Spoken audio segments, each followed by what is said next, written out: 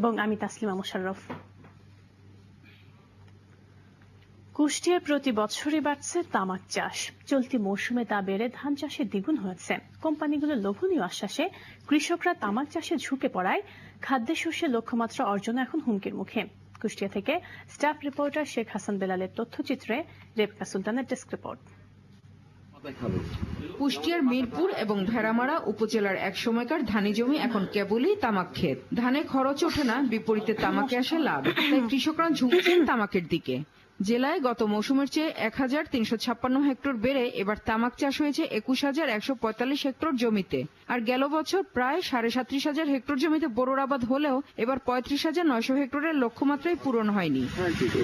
ধান চাষ করতাম, ধান চাষে লাভবান হয়নি, সেজন্য তামাক চাষ করছি। সরকার থেকে বা কোনো দায়িত্বে সাহায্য পাওয়া যায় না। বিঘা বইতে ৩০,০০০ ২০,০০০ খরচ হলেও ৪০,০০০ ৫০,০০০ টাকা বিক্রি করা যায়। কৃষকরা জানান, ধান চাষে সহায়তা না থাকলেও তামাকে আগাম টাকা সহ আরো অনেক সুবিধা দেয় কোম্পানিগুলো। তামাক চাষ ছাড়া আর কি করব, ধান চাষ করি তো লাভ নাই। তামাকের জমা সার কোম্পানির লোক এসে দিয়ে যাচ্ছে, বুঝলেন। আর ধান চাষ করতে সারের জন্য যুদ্ধ করা লাগছে। কোম্পানি সার দিচ্ছে, বীজ দিচ্ছে, আর আমরা নগদ টাকায় বেচতে পারছি।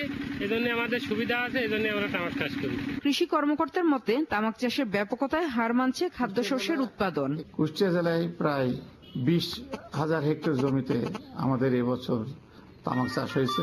তো এই তামাক যদি চাষ না হতো তাহলে এই ডিস্ট্রিক্টে আরো ১ লক্ষ মেট্রিক টন অধিক খাদ্য শস্য উৎপাদিত হতো। কৃষিবিদদের আশঙ্কা, তামাক চাষ রোধ করতে না পারলে আগামী কয়েক বছরের মধ্যেই খাদ্যশস্য ঘাটতিতে পড়বে কুষ্টিয়া।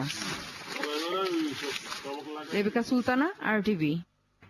টাঙ্গাইলে কর্মরত সাংবাদিকদের সাথে যুক্তরাজ্য প্রবাসী মিডিয়া ব্যক্তিত্ব নুরুল করিমের এক